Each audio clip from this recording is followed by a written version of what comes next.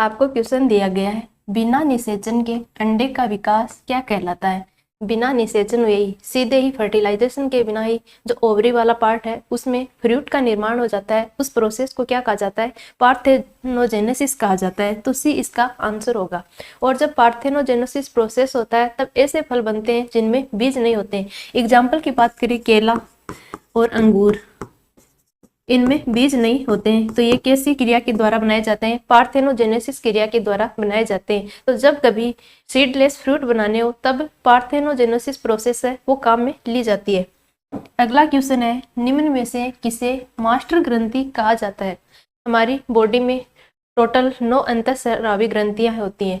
तो जो 9 अंतःस्रावी ग्रंथियां हैं उनमें से 7 अंतःस्रावी ग्रंथियों पर किसका कंट्रोल होता है, पीयूष ग्रंथि का कंट्रोल होता है। जब वो हार्मोन रिलीज करती हैं तभी वो ग्रंथियां काम करती है। तो वो कौन सी होती है, पीयूष ग्रंथि। इसलिए पीयूष ग्रंथि को क्या कहा जाता है, मास्टर ग्रंथि कहा जाता है। और जो हाइपोथैलेमस होता है, हाइपोथैलेमस, ये पीयूष ग्रंथि को जब सिग्नल देता है तब पीयूष ग्रंथि है हार्मोन रिलीज करती है।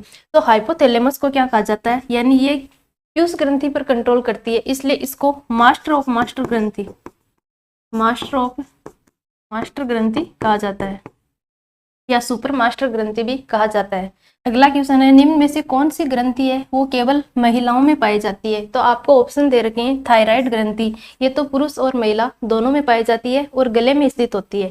पीयूष ग्रंथि है, ये भी दोनों में पाई जाती है और ब्रेन में स्थित होती है। एड्रिनल ग्रंथि है, ये किडनी पर पाई जाती है और यह भी पुरुष और महिला दोनों में स्थित होती है। जो अंडाशय ग्रंथि होती है, अंडाशय या ओवरी, जहाँ पर अंडा बनता है उस ग्रंथि को क्या बोला जाता है, अंडाशय कहा जाता है। तो ये अंडाशय हैं वो केवल महिलाओं में पाए जाते हैं। पुरुषों में जो स्पर्म बनते हैं उसे क्या बोलते हैं, टेस्टिस बोलते हैं। और महिलाओं में जो अंडे बनते हैं उसको क्या बोलते हैं, ओवरी बोलते हैं। तो ये आपको डायग्राम में एक जोड़ी, यानी महिलाओं में एक जोड़ी ओवरी पाई जाती है, अंडाशय पाए जाते हैं। संख्या में 2 होती हैं और जोड़ी में 1 होती हैं। तो ये आपको यहाँ पर दिखाई दे रही। यहाँ अंडे का निर्माण होता है और अंडा निकलकर कहाँ पर आता है, फेलोपियन ट्यूब में आता है। जो स्पर्म आते हैं, यानी वेजाइना के थ्रू स्पर्म आते हैं और दोनों का यहाँ पर मिलन होता है, यानी फ्यूजन होता है। उसी को क्या बोलते हैं, फर्टिलाइजेशन कहते हैं। निषेचन की क्रिया होती है। तो निषेचन की क्रिया कहाँ पर होती है, फेलोपियन ट्यूब में होती है। फिर भ्रूण है वो कहाँ पर, भ्रूण का रोपण हो जाता है, यूट्रस यानी गर्भाशय में फिर भ्रूण का रोपण हो जाता है। मानव मस्तिष्क का औसत भार है वो लगभग कितना होता है। हमारा दिमाग है उसका वजन लगभग कितना होता है, 1300 से 1400 ग्राम के बीच होता है, ग्राम में होता है। और किलोग्राम में दे रखा है आपको, तो 1.36 किलोग्राम इसका आंसर हो जाएगा। ऐसा कहा जाता है कि टोटल बॉडी का वेट है हमारा, उसका 2% भाग किसका होता है, दिमाग का होता है। 2% भाग। हमारा दिमाग एक दिन में सबसे ज्यादा ग्लूकोज और ऑक्सीजन को कंज्यूम करता है। यानी टोटल ग्लूकोज और ऑक्सीजन का जो अमाउंट होता है उसका 20% भाग है वो ब्रेन अपने पास ले लेता है। दिमाग को सोचने, समझने, किसी बात को सुनने में, हर चीज में यानी अपनी एनर्जी खर्च कर रहा है। इसलिए दिमाग के पास भी एनर्जी होना जरूरी है। ब्रेन है वो किसका भाग है, नर्वस सिस्टम का भाग होता है। तो नर्वस सिस्टम ही हमारी बॉडी को कंट्रोल और कोऑर्डिनेट करता है। अगर ब्रेन की डेथ हो जाए तो डॉक्टर उसे क्या बोलते हैं कि बायोलॉजिकल डेथ हो गई,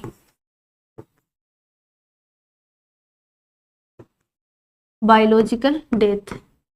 यानी दिमाग की जो मृत्यु होती है उसको डॉक्टर की भाषा में क्या कहा जाता है, बायोलॉजिकल डेथ या जैविक मृत्यु कहा जाता है।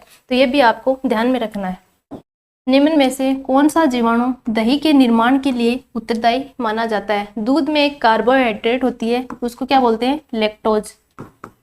लैक्टोज दूध हम पीते हैं तो वो मीठा लगता है क्योंकि उसमें लैक्टोज शुगर होती है। तो जो लैक्टोज शुगर है वो किस में होती है, दूध में होती है।